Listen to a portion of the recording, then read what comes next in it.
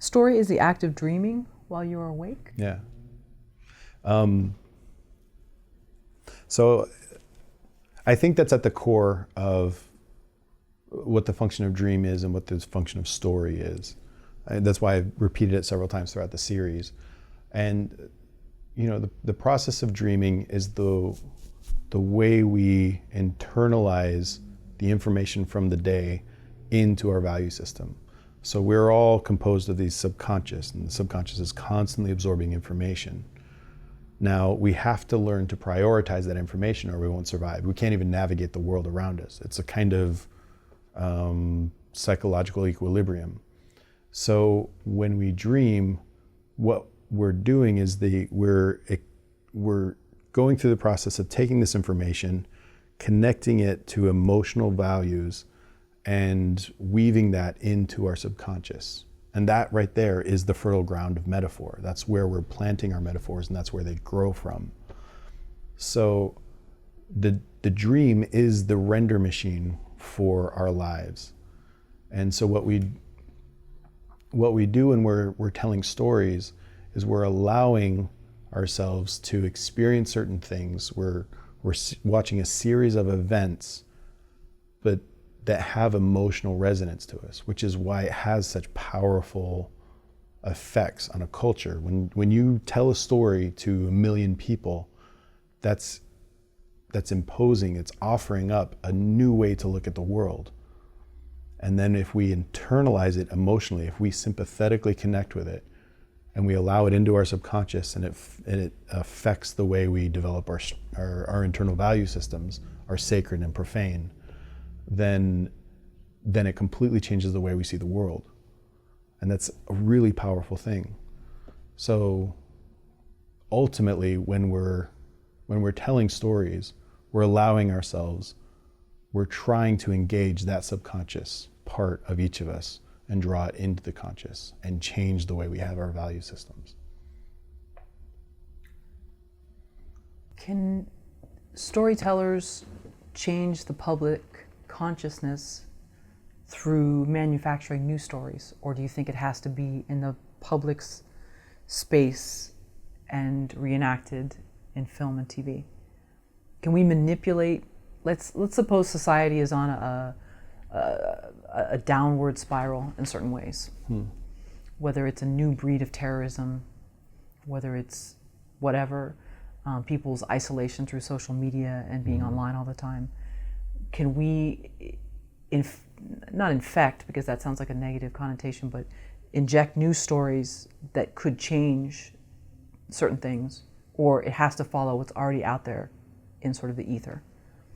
I mean, I'm a pretty positive person. I think like the truth of it is the world is amazing right now. I mean, politically speaking, it seems like it's this awful place, and yes, people are behaving really badly. But the truth of it is if you look at the trends, are you familiar with Steven Pinker, Enlightenment Now? So like, read Pinker, read Chomsky, compare both of them, compare and contrast. I don't have any loyalties either way, but there's really good information in both of their writings. Generally speaking, we have a long way to go before we're genuinely healthy, robust communities. That said, we're doing really well. And as storytellers, it's an opportunity. We have opportunities every single day, even just in Facebook posts, or even in writing samples, or even in getting online and talking about your situation, profoundly affects other people emotionally. So, this is the time where we're inundated with endless amounts of stories. The image has never been powerful. It's interesting because since the internet, I remember being asked by this one student, do you think illustration is dead? Is art dead? Because, it's all online and it's all about film and animation. I'm like, the image has never been more powerful. Think 100 years ago, how difficult it was to share just a printed image.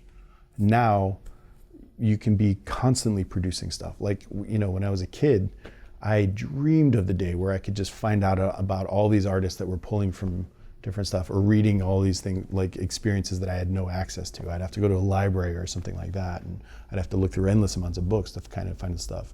Now go on Instagram or go on Facebook or look at different artists and stuff. And so I think the truth of it is we're in a really good place. People are panicking because they're always panicking. It always feels like the end of the world because we're living on the edge of eternity. Like we're right at the edge, looking over, having no idea what's going to happen tomorrow. That's just the human condition. But the reality is we're doing really well and we're learning a lot. And ultimately, as storytellers, as writers, we're doing everything we can to generate new metaphors to help us to go into the dark night. God, that sounded corny. But I see what you're saying. I mean, because not only that is the preservation of images. Because like Sure. for me, I wanted to look up an old shopping mall that was in the Bay Area that I used to go to as a teenager, and I think it had been demolished.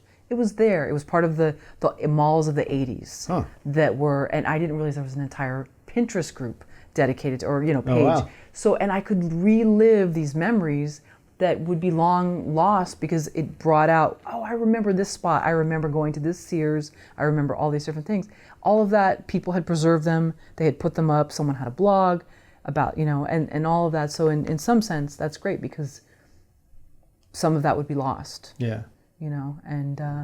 But yeah, I mean, I'm not trying to paint it in such a dark way, but I just wonder, You're so pessimistic. well, sorry, we're I'm just kidding. How can we manipulate things in a good way, not spin Yeah. things in a bad way where I'm going to skip current news events where stuff could be spun to make you think a certain way. But what if we were able to spin things almost like "Thank you for smoking," but in a great way, not. And I realize it's about free will. That's largely what rhetoric is. Rhetoric is about presenting information in a way that persuades people to comply with you. But to me, what really great art is, and what everybody decides what they want to do with their art and what they want to do with their stories. And I don't think people should be telling other people what to write or what not to write. You get to decide how you're going to engage the market, and the market gets to decide whether you're relevant or not. But ultimately, the stories that are asking important questions, that are challenging important questions, I believe bringing truth, challenging existing beliefs, challenging values, is one of the most powerful things we can do. And we can do that through entertainment. Entertainment is the way that we engage other people's minds. And by exploring stories that challenge us, that excite us, that inspire us, then I think ultimately then we find a more healthy way of looking at the world. Because, one of the biggest battles we have in humanity is to overcome our own biases. And I think story is the perfect mechanism to do that. But, and it really just comes down to everybody just following your passions. Campbell describes it as following your bliss. I'm more interested in finding my fascination and following the fascination. When people talk about writer's block and stuff like that, a lot of that is about letting the metaphor bake long enough so it's ready. But part of that also is keying into your fascination. Like, what is it that fascinates you about a hitman or a serial killer or a woman that's leading a march or something like that. Like that's those or some sort of historical experience. Once you engage the fascination, then if you're being completely honest with yourself, you're going to find a way to tell the story that's meaningful to you.